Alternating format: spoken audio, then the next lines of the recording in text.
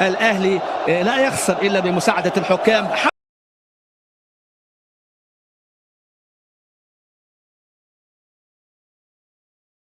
طيب الكابتن حسام البدري يا ترى عليه بعد المباراة؟ الكابتن حسام البدري في المؤتمر الصحفي انتقد حكم المباراة، وقال ان الحكم كان دون المستوى، ولكن تغاضى عن ضربة جزاء صحيحة 100%. قدمنا اداء رائعا ولم يحالفنا التوفيق.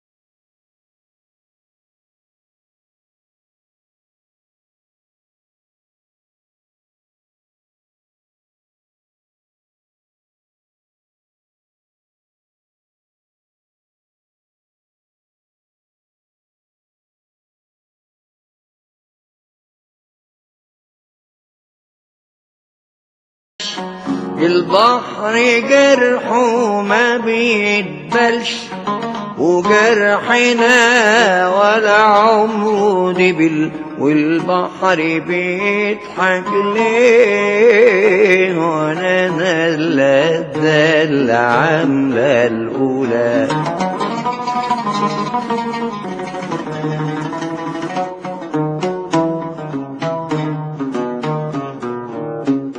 Dans le football égyptien, la contestation de l'arbitre n'est jamais un accident. C'est un réflexe, une tradition. À chaque décision défavorable, c'est tout le banc de touche qui se lève comme un seul homme pour protester autour du pauvre quatrième arbitre. Les dirigeants, le staff médical, les remplaçants et même les journalistes et les commentateurs depuis leur cabine. Tout le monde s'accorde à tirer sur l'arbitre parce que, bien sûr, c'est de sa faute si notre équipe a perdu. Ça fait partie du folklore.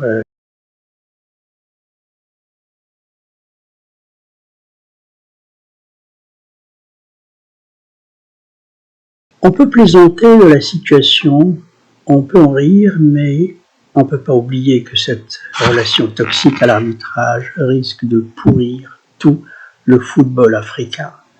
Le football égyptien lui-même mérite mieux. La perte de confiance dans le corps arbitral, dans les institutions du football. Bon, je ne dis pas qu'elles sont toujours au-dessus de tout soupçon, mais un minimum quand même, un minimum de confiance est nécessaire pour le déroulement d'un match de football. Et sans oublier bien sûr la part de stratégie qu'il y a derrière toutes ces contestations répétées et méthodiques. La part de stratégie, elle consiste à mettre en sous pression l'arbitre pour le faire douter sur sa prochaine décision. Bref, c'est tout un climat malsain qui s'installe et qui se transmet aux jeunes joueurs, et à leur tour, les jeunes vont se mettre à contester et à protester, et parfois à faire pire.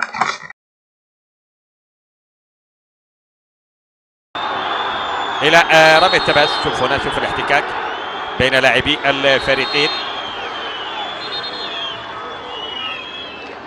يجب فضل الاشتباك طبعا، أشقاء في نهاية المطاف وإخوة، وإحنا هذه التجمعات العربية اللي طبعا هذه مظاهر طبيعية جدا بفعل التنافسية، تكون الأعصاب نوعا ما مشدودة.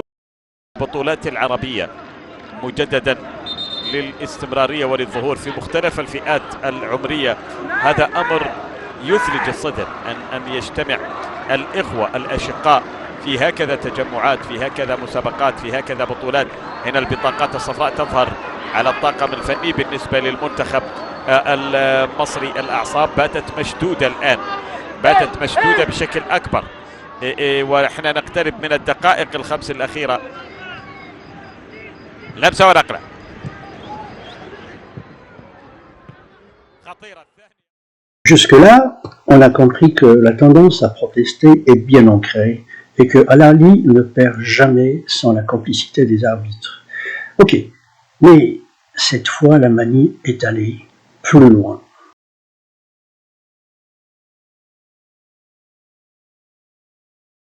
Lors du mondial U20 Chili 2025, la sélection égyptienne a été éliminée dès le premier tour. Pas pour un but encaissé à la dernière minute, ni à cause d'un penalty raté, non. L'élimination s'est jouée sur un carton jaune. Un carton adressé non pas à un joueur, mais à Anwar Hamada, le président de la délégation égyptienne lui-même. Depuis le banc de touche, il avait protesté contre l'arbitre, la manie habituelle. Résultat, l'Égypte, qui s'est retrouvée à égalité parfaite avec le Chili, même point, même différence de but, même tout, elle a dû être départagée. Il a fallu donc départager le Chili et l'Égypte en recourant à la règle du fair play. Et ce petit carton jaune, celui d'un dirigeant sportif trop émotif, a fait pencher la balance en faveur du Chili. Soyons justes, ce n'est pas seulement ce carton, mais il a fait partie des causes directes de l'élimination de l'Égypte. Quelques jours plus tard, Anwar Hamada s'excuse devant l'opinion publique égyptienne. Il reconnaît son erreur. C'est à cause de moi si on est éliminé, dit-il. Mais très vite, 2 jours plus tard, fini les excuses, Anwar Hamada se présente plutôt devant la presse pour dénoncer la règle du fair play qu'il juge absurde et injuste. Jamais, dit-il, jamais une équipe n'a été éliminée à cause de cette règle. Anwar Hamada oublie que le Sénégal a été éliminé devant le Japon exactement pour cette même histoire. Et à l'époque, Aliou Cissé, grand sportif et grand fair play man, il a accepté la décision et il s'est retiré avec honneur. Ironie du sort, c'est en contestant encore une fois une règle que Hamada confirme exactement ce qu'on reproche au football égyptien.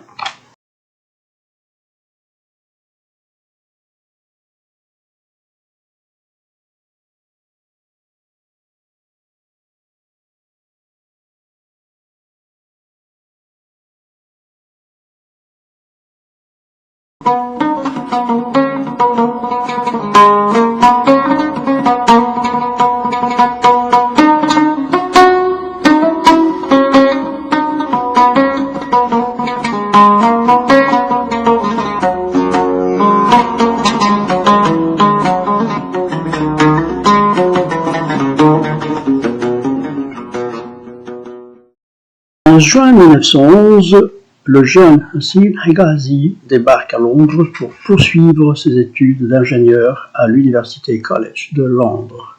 En parallèle, il joue au foot au modeste club de Dulwich Hamlet.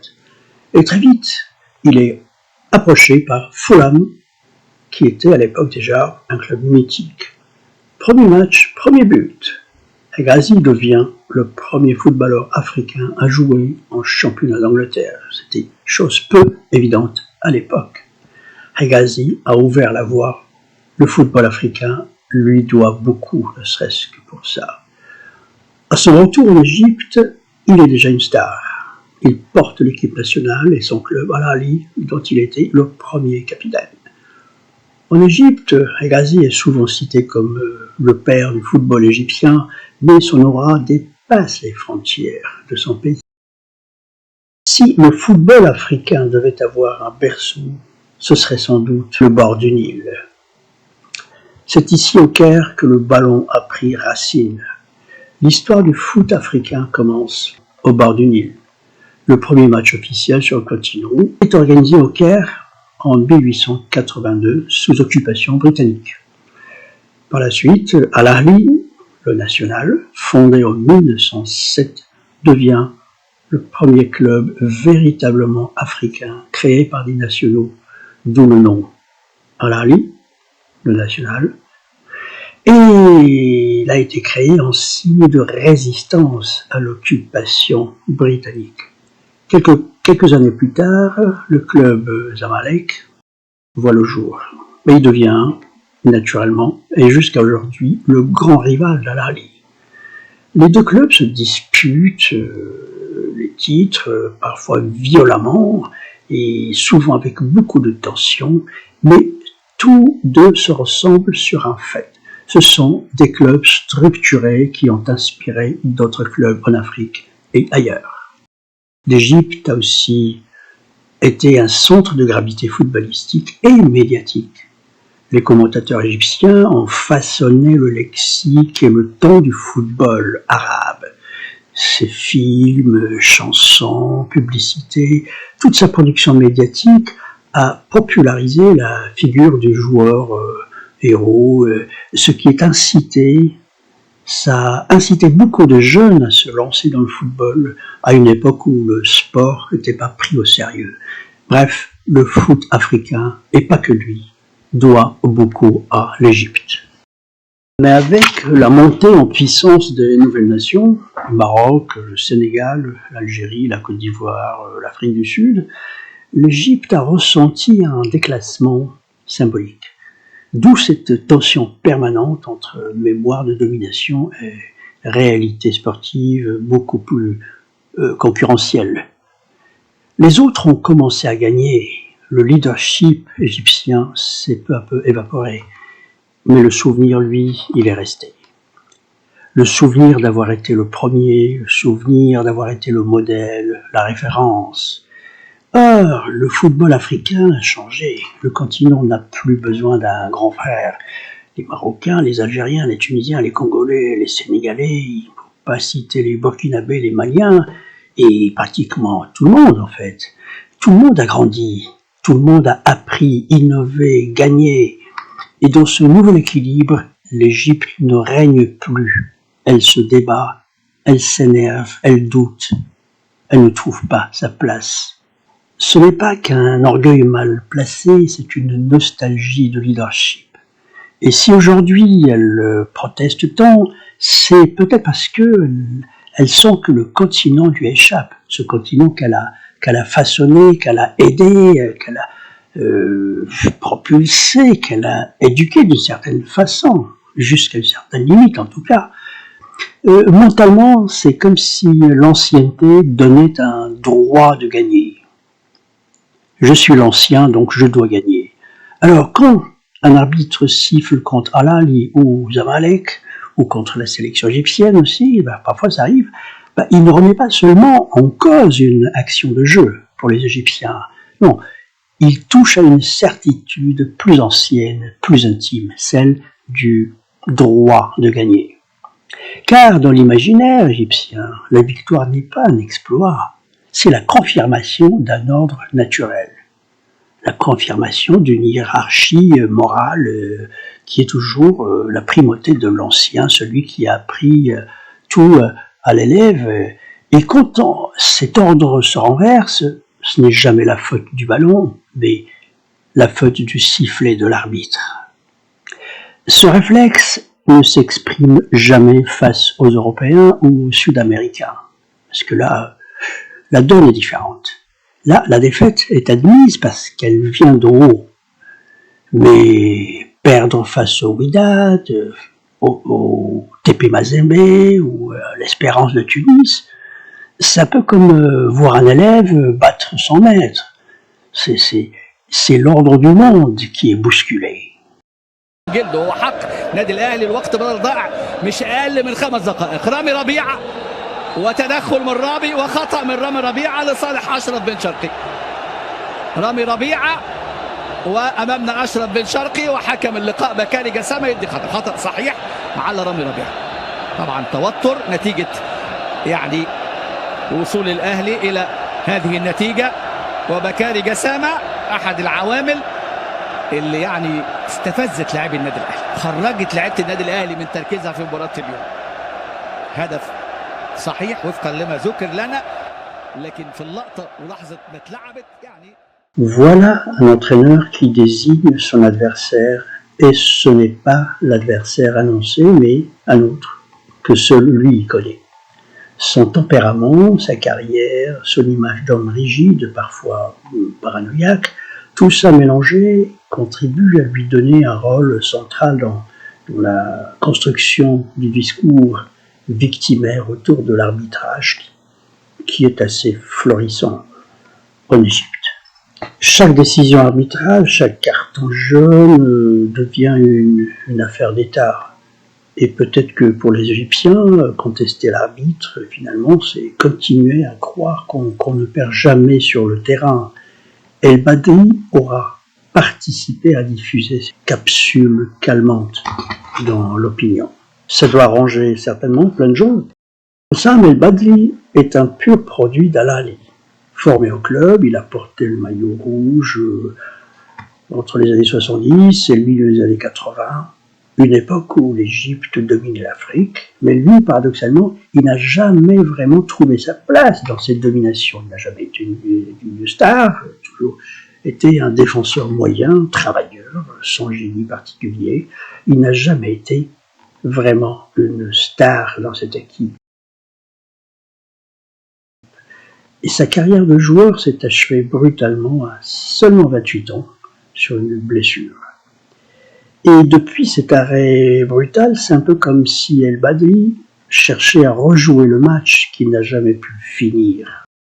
Quand il devient entraîneur, c'est d'abord par fidélité au club, pas par vocation visionnaire. Il est d'abord adjoint de Manuel José, et avec José, El Badri apprend la rigueur, la gestion du vestiaire, mais pas la création. Et quand il prend seul les commandes en 2010, déjà le costume était trop grand pour lui. Il y a chez lui la double frustration du joueur sans envergure et du coach sans idée. Deux carrières correctes mais jamais flamboyantes. Alors il compose par le contrôle, par le cri, par la colère justifiée ou pas justifiée. Quand il conteste l'arbitre, il ne défend pas seulement son équipe, il défend son droit à exister dans une histoire qui a toujours été trop grande pour lui. Souvent raide, rigide, avec des gestes mesurés, un regard fixe. Tout semble sous contrôle, mais ce contrôle est tendu à l'extrême, un peu comme une corde tendue qui peut casser à tout moment. Ses bras croisés ne disent pas vraiment la maîtrise. Ses bras disent la peur de s'effondrer. En résumé, Hossam El Badri, c'est le produit parfait d'un football égyptien qui ne sait plus choisir, qui ne sait plus se situer entre gloire et lucidité. Il incarne aussi l'Égypte qui veut rester maîtresse, même quand elle ne domine pas, même quand elle ne gagne pas. Son corps crispé, ses bras levés vers l'arbitre, c'est l'image d'un pays qui refuse de vieillir. Mais en réalité, l'Égypte vieillit parce qu'elle a la certitude à la place des ambitions. Elle n'a plus faim parce qu'elle est ivre de son passé. Ce n'est pas l'état mental d'un champion, certainement pas. Au final, tant que l'Égypte continue à protester contre l'arbitre chaque fois qu'elle perd, elle ne fera que répéter la même scène d'un drame antique, la scène du pharaon qui maudit le Nil parce qu'il ne déborde plus. Accepter la défaite n'est pas le contraire de la fierté. Et il y a un vrai danger de glisser de la fierté à la paranoïa. Et ce danger ne concerne pas seulement l'Égypte, il concerne d'autres pays. Et il concerne aussi des personnes, des gens comme toi et moi. Quand la fierté se transforme en injustice permanente ressentie, c'est que la fierté se nourrit d'autre chose que du mérite. La fierté doit se nourrir du mérite et non du soupçon. Quand le rival devient un ennemi et l'arbitre un traître et la défaite un complot, ce n'est plus de la fierté, c'est de la fragilité déguisée en patriotisme.